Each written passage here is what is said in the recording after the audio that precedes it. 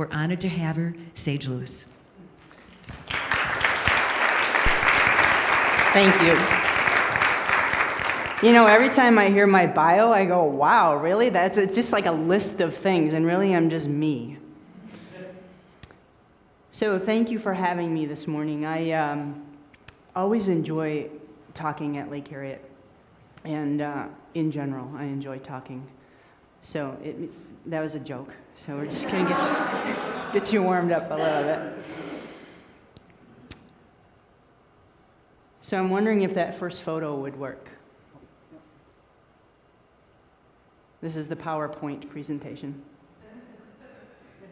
That's the fourth one. I got it. You might be wondering why there's a sweater and a cell phone up here, but it'll become clear. There we go. So when I was asked by Gary to speak this morning, he said that the theme for the month was living consciously. And I thought, wow, this is really perfect for where I am in my life right now, deepening my level of consciousness. And what I wanted to talk about this morning was listening more deeply, that place of how do we really, really listen to our hearts, to our gut, to that intuition.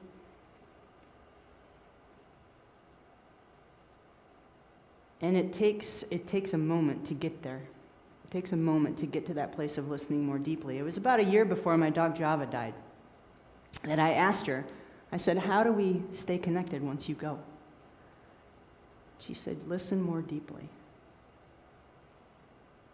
I thought, wow, well, I'm already listening, but what does it mean to listen more deeply?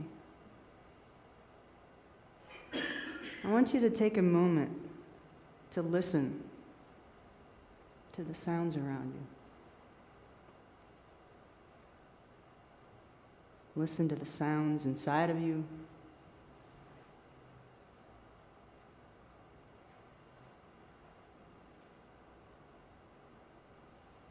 Listen to the feelings that are bubbling up or settling down.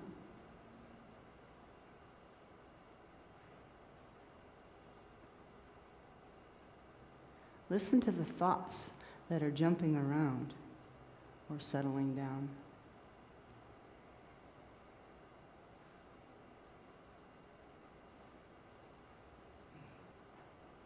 Listen to the smells that are moving around.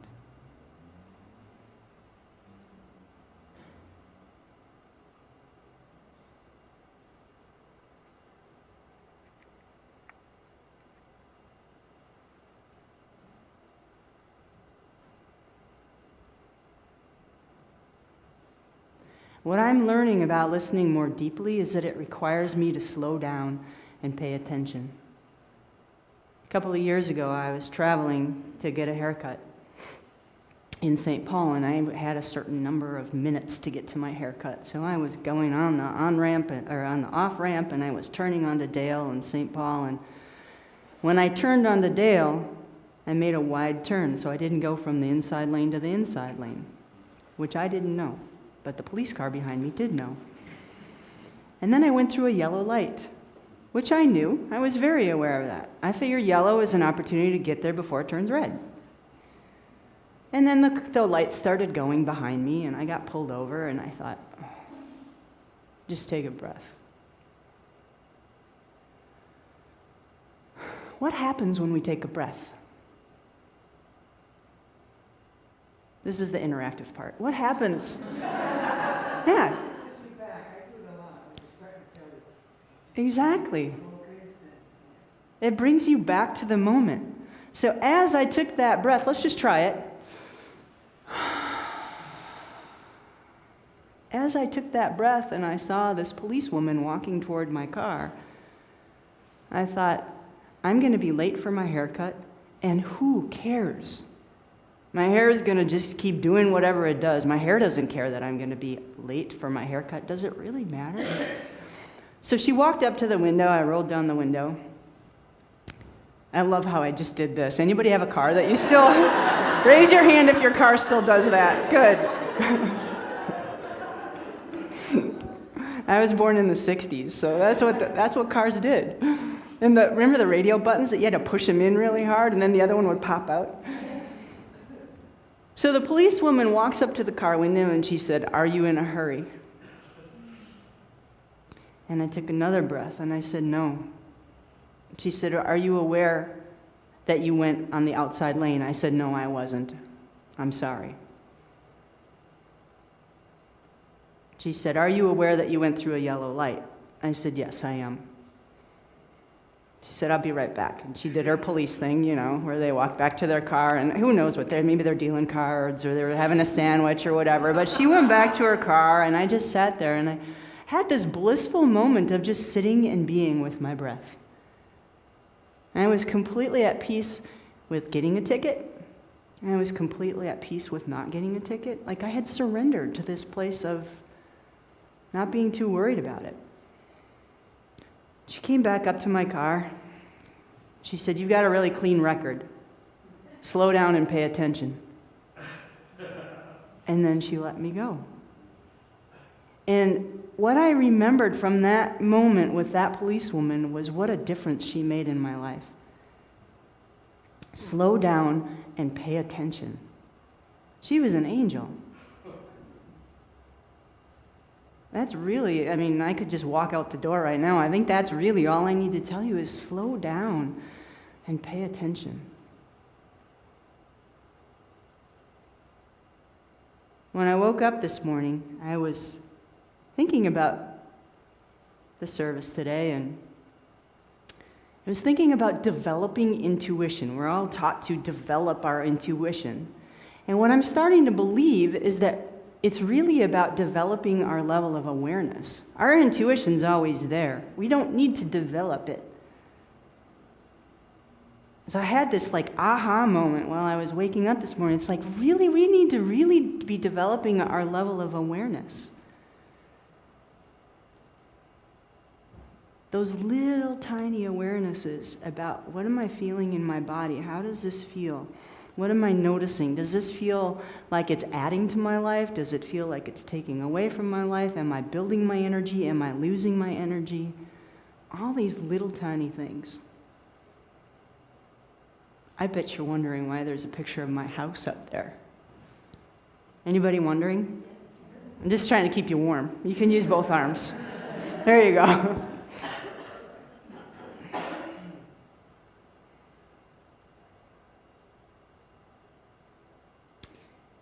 In the mornings, I read Mark Nepo's Book of Awakening.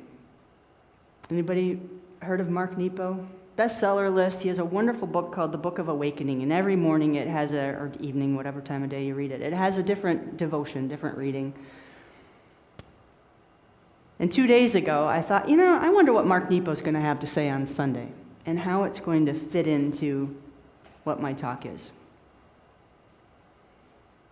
Because I'm going to talk about my house. 2 bedrooms, 1 bathroom, fully fenced yard, 1.5 car garage, 956 square feet, new furnace. I've lived there for 10 years.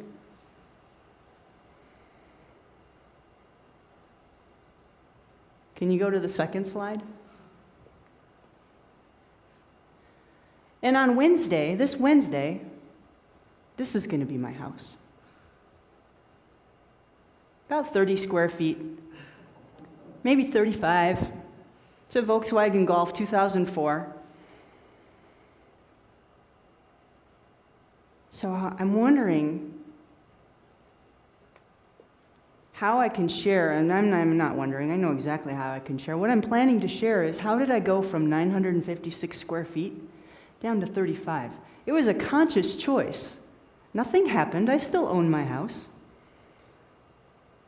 But I'm walking away on Wednesday.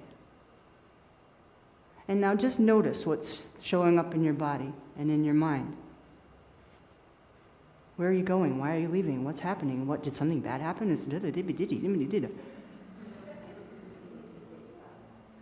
All that stuff. What's wrong? What if nothing's wrong? So here's what Mark Nepo had to say this morning. November 30th, what we hold dear. What we hold dear can heal the world. There is an ancient story of a group of pilgrims searching for the Holy Land. They wandered for days to the bank of a very wide river. It was too deep to cross, and there was nothing to build with. One of the pilgrims prayed for guidance, and a voice appeared, urging each to give up something they held dear. From this, they could build a raft, for only that which they held dear would be strong enough to hold them up as they crossed into the Holy Land. There was an immediate conflict and suspicion. The one who heard the voice was accused of trying to steal what mattered most to everyone. Finally, 4 of the stranded pilgrims agreed. Each offered what seemed useless to the others: a stone, a feather, a piece of driftwood, a page from a book no one understood. Mysteriously, as they slept, the dearness they had placed in these things flowed together, and they woke to find a magnificent raft. Once on the other side, the one who gave up the feather heard another voice. It said that the Holy Land was right where they had landed. The 4 pilgrims settled on the far bank within view of the others who would not cross. That night, they burned the raft to cook their food, and the voices told them that the Holy Land is wherever what you hold dear holds you up and then turns to food. The wisdom carried in this ancient myth is that the things we hold dear release a power that is healing. This is not to say that we should give up what is healing us in the midst of its becoming dear to us. Rather, the story urges us to relinquish personal icons so that they may continue to heal others. It reminds me of a relic of a saint someone gave me when I was ill, a chip of bone from someone centuries ago who began a religion I was not a part of. But as I held this relic and prayed and worried and sweat through my terror, it became precious to me. Once well, it became a sacred charm for me, until one day the person who gave it to me fell terribly ill and needed it back. I was afraid to give it up and felt naked without it, but giving it up made everything holy. I have since, when the time proved right, given away other precious things I have lived with, crystals and books and personal treasures I have long enshrined. For only in use do they again become healing. It is the giving of what is dear that helps us cross the river. You might be wondering why I didn't have the book with me. I gave it to a friend last week because it takes up too much space in my new house. What I'm realizing is, what do I really, really, really need in order to survive? About 14 years ago, I got divorced. And I was ready to move. I was living in Madison at the time, and I was ready to move to Sedona. I'm out of here. I had that kind of, I'm out of here. It's cold. I want to get out of here. The red rocks are gorgeous. And I held still, because I realized after my rebel was kind of out, I realized that running to someplace different wasn't gonna do any good. All my stuff was my baggage was just gonna be following me. About 11 years ago, years after the divorce, I met a guy who lived in Minneapolis, and I was living in Madison. And we fell in love, and next thing, I'm living in Minneapolis. Well, guess what? It's colder here, you guys, than Madison. So that's a little bit of the catalyst for what's coming next. But for 11 years, I've lived in the Twin Cities. The relationship that I moved here for ended after a year in that form. And I did the same thing again. I'm out of here. That was about 10 years ago. I'm out of here. I was going to go to New Mexico, and I was going to go to who knows where, and I wanted to be by the ocean, and I was going to go to California, and I just had this, 13-year-old, I'm out of here. my leather jacket, and my pack of Marlboros.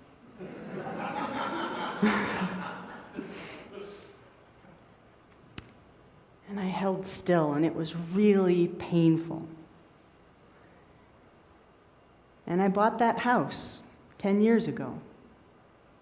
I had 3 weeks to find a house in the middle of winter.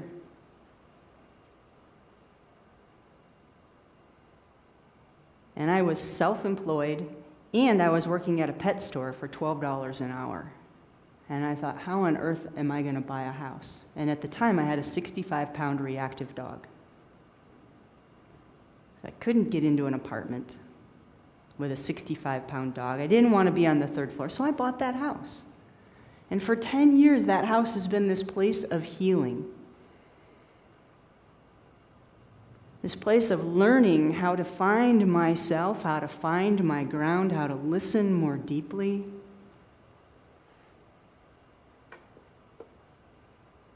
And about 7.5 years ago, 7 years ago on December 7th, right after my house came off the market, I had put my house on the market, so just get this story in your brains for a second. I put that house on the market, I was ready to go 7 years ago. The day I took it off the market, the next day, the day after I took it off the market, a man showed up. And I was like, oh no, I don't want to be dating anymore. I'm leaving. At some point, I'm going to leave. But Spirit wasn't done yet, so I stayed.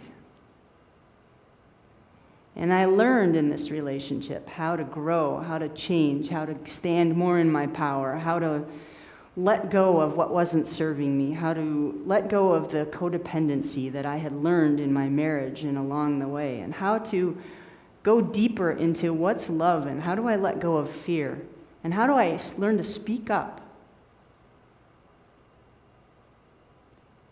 And this Wednesday, he and I are traveling to California to go. And just notice what that feels like. You might be feeling some sadness. You might be feeling some excitement, some curiosity, some anxiety, some questions. But we did it. He's taking his own car because everything that I own fits in my car. I don't own him. So he's taking his own car, filling it with the stuff he owns. The dog passed away. So she's going here. That takes up this space. Yeah.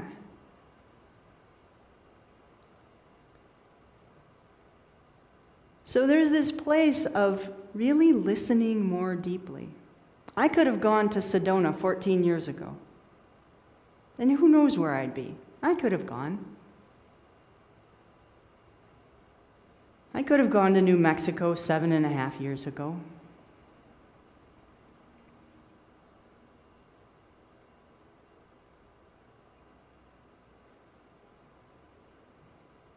I could stay in Minnesota the rest of my life.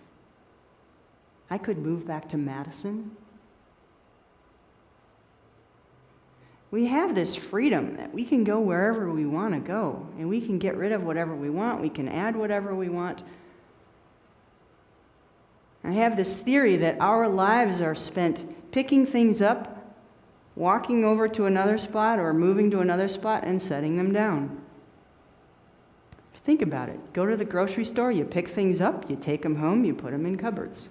Once you're ready to eat, you take them out of the cupboards, you put them over here, you do something with them, you put them in here, and we won't go any more into details about what happens, but the things just keep moving around, right? So I want you to think for a moment about one thing that's in your house right now, where you live, that you'd have no trouble getting rid of. It's like, why do I still have that thing hanging around? I haven't looked at it, I haven't worn it, don't like it. Just one thing.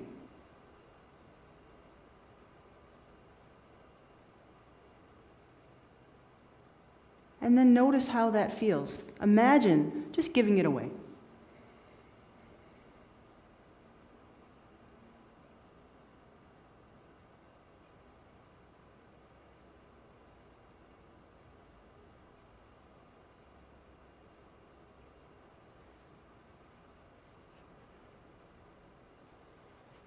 So how do we get from point A to point B? How did I get from this place of, I'm clear, I want to downsize everything in my 956 square foot house down to my Volkswagen Golf?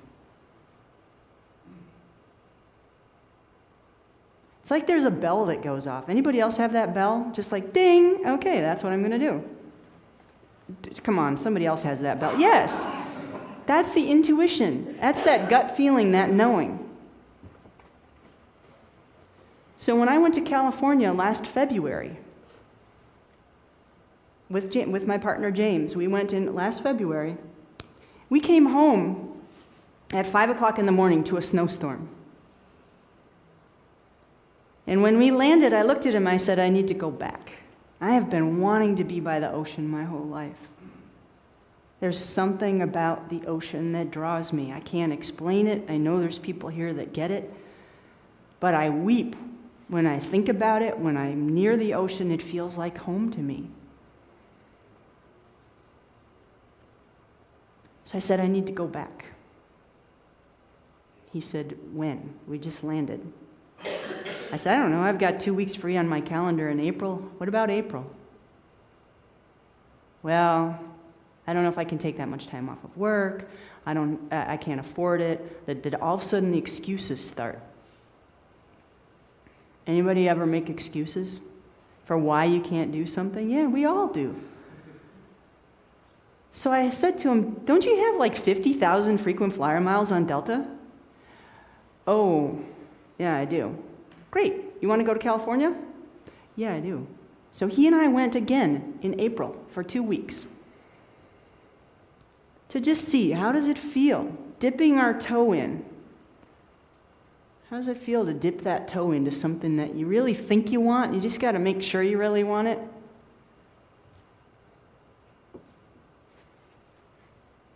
He came home 4 days before me because he had work to do here.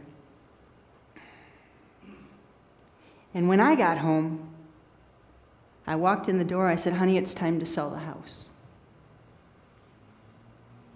Oh, he said. Okay. So June 1st, I put my house on the market. And I said, I'm going to get everything I own into my Volkswagen Golf. You mean like everything you own? Yeah, everything. Well, what are you going to do with it? I'm going to give it away. Just give it away or sell it or have friends walk through and just take things off the wall. Whatever. I'm just going to get rid of it. And I think some people might have thought, like, are you dying? I don't know. Maybe. How do we know? But what it feels like more than anything is that I'm living. So I put my house on the market in June. And June went by and nothing happened. July went by and nothing happened. But what did happen is I put out to the universe in June, I want to sell my house, have it close on October 5th, have an offer by October 15th, have it closed by November 30th, so that we can leave December 1st. I set an intention.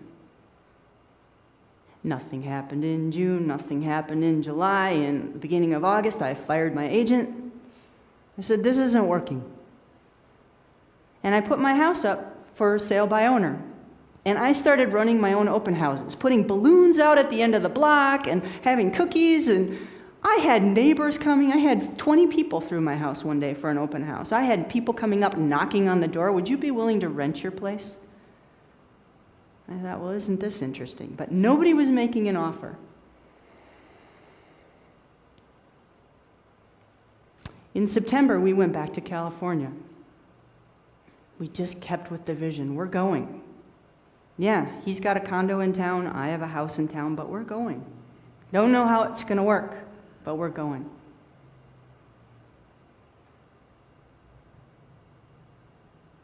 So we went back to California, we made some contacts, and all the while, I kept having people over like once a month. My women friends would come over, groups would gather, and I would just have a giveaway table. I was walking through my house on a daily basis, just taking things down. I'm like, I'm giving this away.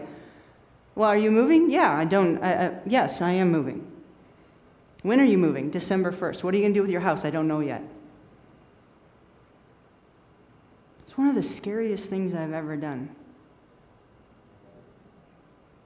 Was to set the intention and to stay with the intention and to not know what was going to happen. So I just kept giving stuff away. I figure if I move the energy and get all my stuff out of my house, then the house is going to go, fine, okay, you can leave. But if I did nothing and I sat wringing my hands and worried about what was going to happen, nothing was going to happen. So I just kept moving energy. I had a client come one day. She walked through my house and she said, "Oh my God, I love that picture." I said, "Do you want it?" She said, "Sure." She just walked out of the house with a picture on the wall. And what I started to notice was how freed up I felt. My mind felt clear, my body felt clear, my heart felt clear in releasing. So then October came. No offer on the house. I was doing for sale by owner. We're still getting ready to go. My partner's condo was rented. It's down to me and my house. So I hired a second agent. I said, "Okay, we've got about 7 weeks to sell this place.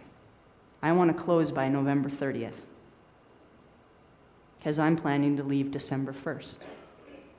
He said, "Oh, okay, well, what if your house doesn't sell?" I said, "Something needs to happen." I said, "At worst case, then I just lock the door and I walk away." Isn't that what we do with our cars? We lock them and we walk away. So why does my house have to be any different? My 74-year-old mother did that. She locked her house, she walked away, went into independent living, and then she did this.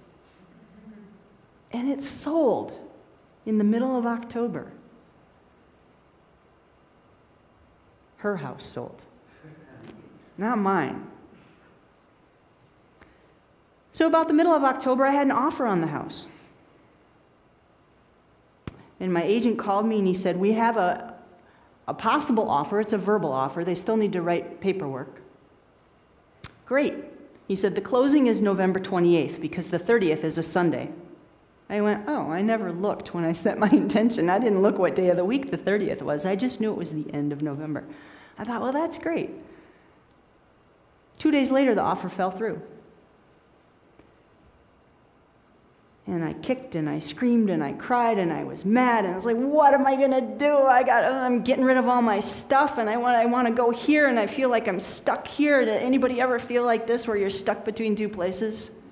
It's really, really no fun. It was hard. It felt really hard. And after that happened, after the offer got lost, my agent stopped calling. He stopped connecting with me. I would check in and I was like, "Dude, you're not returning my phone calls. I'm not hearing back from you. What's going on?" The universe was not supporting the sale of my house. And yet I was still giving things away.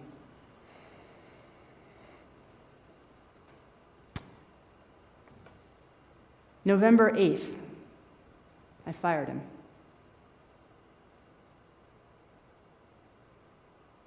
November 6th, I fired him. November 6th, I fired him. Later that afternoon, a friend called me and she said, "I've got an agent that you can work with." Great. I contacted the agent. She said, "Call me tomorrow. Let's get in touch tomorrow." She said, "I will call you tomorrow." Long story short, the agent never called. My partner said to me, "Don't give anybody else more chances." And I kicked and I screamed and I cried. And it was like, what am I supposed to do? And on November 9th, I think we're ready for the third slide. This blew underneath my car from the church across the street. It says, "You're a few steps from victory." I walked outside, I saw that, and I went, okay, I'm going to be all right. And I walked it back to the church and I put it back on their fence. And I thought to myself, nothing's happening with selling this house. I'm swimming upstream and I'm just keep butting my head against a wall. So what happens if I go a different direction? I got to the point of being willing to walk away from my home. I started calling friends. What do you do in the middle of Minnesota if you just walk away from your house? Well, turn the water off, turn the heat up a little bit, make sure you have somebody that can shovel. I thought, well, I can do that. So I surrendered to what else was possible. If I don't sell, then what? I'm still going.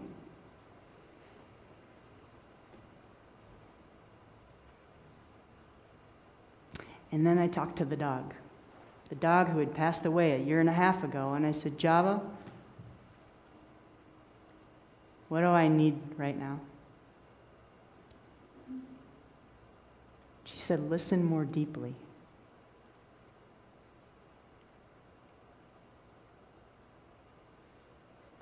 And I felt down more deeply in my body, and I heard her say to me, this house needs a dog. And in the flash of a moment, I decided I was going to go for renting to one lucky dog. That my house was going to be available for rent to one lucky dog, and if they were lucky enough, they had a person coming along with them that was going to feed them and pay the mortgage and all that sort of stuff. In less than 12 hours, actually, it was in less than an hour, my partner James sent me a Craigslist listing that said professional and dog needing a home December 1st. And that's when I checked in with Java. She said, this house needs a dog. So I responded to this woman. She could afford a very small amount of rent, but it was almost my mortgage. So I responded to her. I said, I've got a place. I don't know if it would work for you. She was looking for a one-bedroom or a studio, and she said, if it has these other amenities, it would be fantastic. A fenced yard, a washer and dryer in the place, a garage, and there was one other thing that was just like, oh, you pretty much just described my house. So I wrote to her anyway. I listened to my gut. I said, and this was, November 9th. I said, why don't you come over and take a look at it, see if it meets your needs. Let's bring the dog over, see if it's a good fit. So she came to my house, and she sat down, and she said, I love your house, but I can't afford it. And something came up in me. It was me 10 years ago, in the middle of winter, needing to find a place to live because I had split up with my boyfriend, and I had a 65-pound reactive dog, and we needed a place to live. And I had no money. So here's this woman with this dog sitting on my couch. She says, I can't afford it. I said, well, here's the cost of my mortgage. Here's the cost of my utilities. She said, well, it's about $90 difference. I can't do it. I said, fine, I'll pay the rest.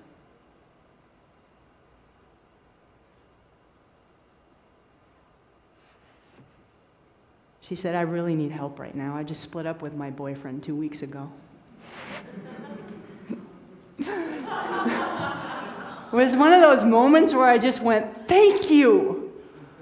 Thank you. So today's November 30th. That sweet woman is moving her stuff into my house while we're sitting here right now. I said, you can move anything in between 9:30 and 1 o'clock and from 2:30 until 10 today, because I'm not going to be there. You can start moving your stuff in.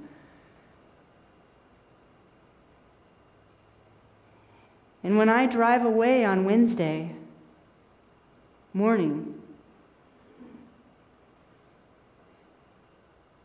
in my little Volkswagen Golf that is filled up. Let's go to the last slide. Doesn't show really great, but that's my life now.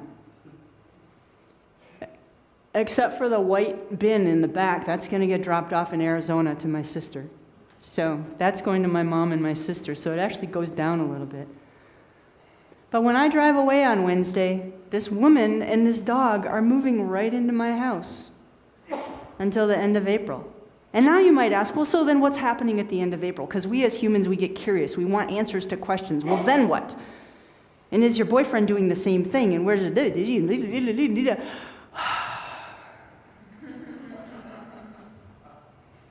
We don't need to know.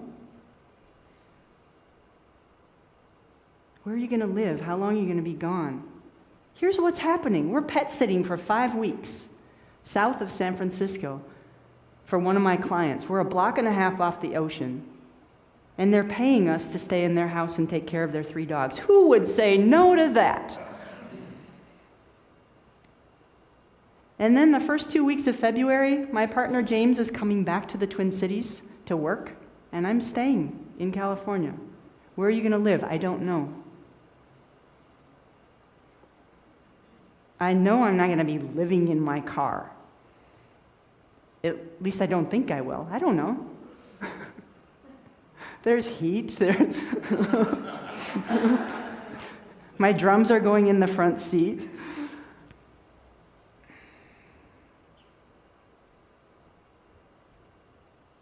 So getting from this place of 950 square feet, all of my artwork, all of my furniture, everything that seemed like it mattered so much,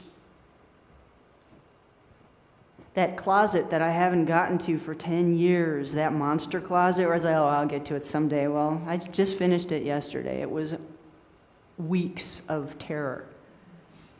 Bumping into my dead ex-husband's handwriting, sitting on the floor in tears, feeling lonely, running into articles that I had written for the Edge newspaper when I first moved here 10 years ago. Running into memories, running into feeling alone, running into feeling lost. And yesterday, my partner James said to me, how does it feel? This is what I did last night. I was like, okay, I taped off my back area because it's way too cold to just keep throwing stuff in my car and seeing if it fits or not. So in one of the rooms, I just taped off. That's the size of my car. So I got my little bins, and last night I I've got 2 suitcases left, and I just shoved them in. He said, how does it feel? I said, my heart feels lighter. It's so fun, you guys, to open up my medicine chest, and all that's in there is a toothbrush and toothpaste. And to open up the bathroom cabinet, it's empty. And to open up my closet, there's nothing there, some hangers.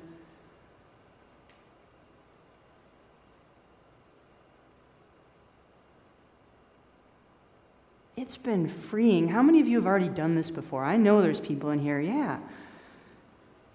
I'm certainly not the first. And I was talking to a guy yesterday. He said that his brother-in-law got down to everything that fit in a shoebox. This is nothing. That's a ton of crap that I'm hauling along with me. And I'm curious to see what will happen as I go on my way. This box right here, those are all my files. That used to be a lateral file. And I think I need all this stuff. A, B, C, D, E, F, G, all the way to Z. All my files, and then 7 years of taxes are in there. Those are my books. I've gotten rid of a ton of books. Books I haven't read that I just passed on. I had to let go of the idea of money. This is going to cost money. How much money could I get if I take these books to half-price books? But what I've learned in getting rid of so much stuff and downsizing to whatever's left, here's what matters. I have had friends coming over, taking things. I have had so many things go out the door on Craigslist. And last week, I walked out the door with my mittens and my hat. I had this really fun, fuzzy hat. And I've been doing some horse coaching with a friend of mine. Last week, I was working with the horses, and I had my purple and lime green fuzzy hat on. She said, I remember the first day I met you. 7 years ago, in the middle of winter, and you were wearing that hat. I've always loved that hat. And my first thought was, well, I need to keep it because what if I need my favorite hat? So I took it. I was wearing it that day, and I took it and I put it in the car. And I got partway home that day, and I thought, what the heck am I doing? I'm not going to wear that fuzzy purple hat in California. People will be walking, I'll be walking down the beach, and people will say, oh, you're from Minnesota, aren't you? It's a wonderful hat for here. So I pulled into the post office, I stuck it in an envelope, and I mailed it to her. My favorite hat. And then I had my favorite mittens that my mom bought me. God, probably 20 years ago. They're fleece mittens. And I felt the grief of letting go of the memory and the mittens and my mom and the gift. And I was driving down the street, and I was on the phone with my sister. And I said, Steph, hang on a second. I rolled down the window again. I do have buttons in my car. There was a homeless woman standing on the corner doing this, and I said, here, would you like my mittens? And she lit up like they were the best thing she's gotten in her entire life. Why did I need to hang on to them when letting go of something makes people so happy?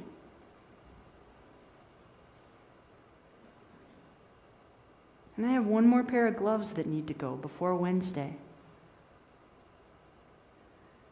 And last night, I got my clothes down to what felt manageable. It's like, okay, I've taken the piles to the thrift store, and I've given the clothes away, and then I got curious. How much more can I get rid of?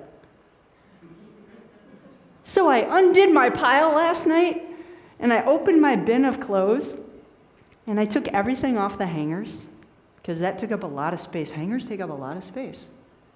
And I said to James, are you taking hangers with you? He's like, yeah, because you need hangers. I said, yeah, but you can get them for $1 anywhere.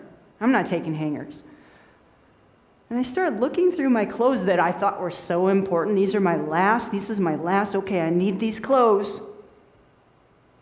And I pulled out my jean jacket that I haven't worn in 5 years, that I thought, I got to take my jean jacket. I'm going to need... No, you don't need to take your jean jacket. And all of a sudden, my thrift store bag was full. And then I downsized even more.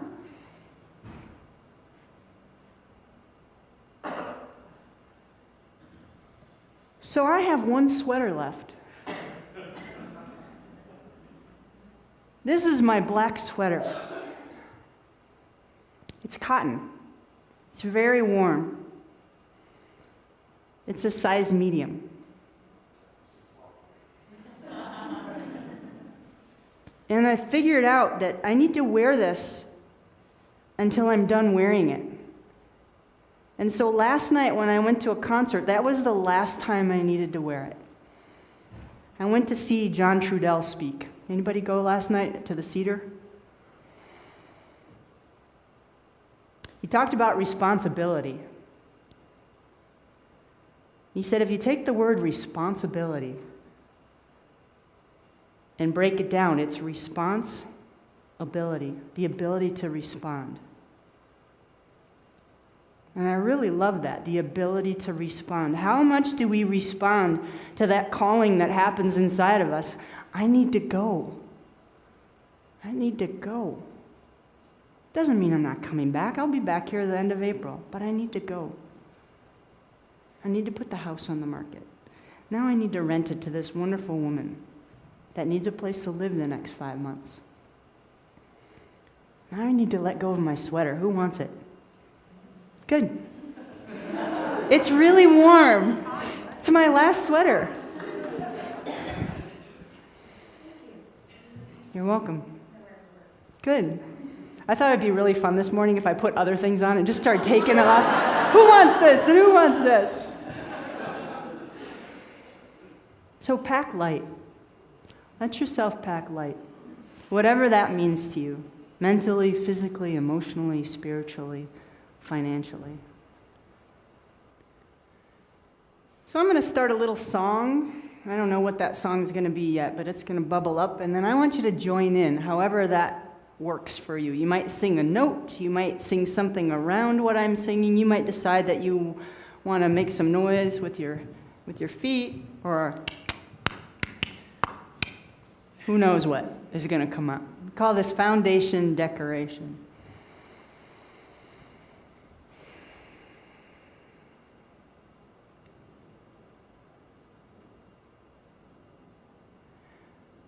Listen to your heart, listen to your heart, listen to your heart, listen to your heart. You can join in. Listen to your heart, listen to your heart, listen to your heart, listen to your heart, listen to your heart. Listen to your heart, listen to your heart, listen to your heart beating, listen to your heart, listen to your heart, listen to your heart, listen to your heart, listen to your heart, listen to your heart. Listen to your heart, listen, listen, listen to your heart, listen to your heart, listen to your heart, listen to your heart, listen to your heart, listen to your heart, listen to your heart.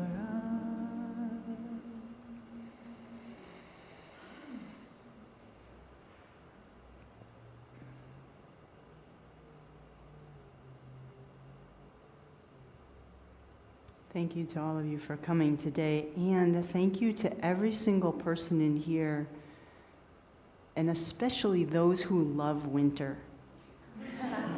I'm serious, because I think winter needs people that love it. And I had to make amends with winter last year and say, I'm sorry, I'm really having a hard time loving you. And I need to go. So bless those of you that get out and you ski and you skate and you fish. I really mean that. This is a wonderful, wonderful community. This is a wonderful place to live. And my intention is to be able to go back and forth. So blessings on your day until we see each other again. Yeah.